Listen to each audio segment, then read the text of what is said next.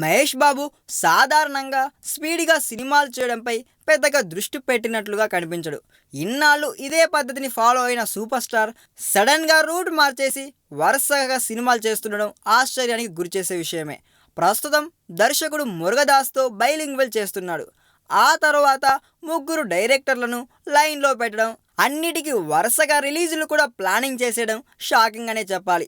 అత్యంత సన్నిహితుల ద్వారా తెలుస్తున్న వివరాల ప్రకారం డిసెంబర్ నాటికి మురుగదాస్ సినిమా టాకీ పార్ట్ను పూర్తి చేసేయనున్నాడు మహేష్.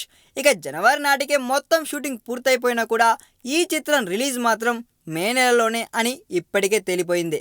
అయితే ఈ మూవీ షూటింగ్ కంప్లీట్ కాగానే ఫిబ్రవరి నుంచి కొరటాలతో ఓ మూవీని ప్రారంభించి మే నెలాఖరికల్లా కంప్లీట్ చేసేస్తాడంట.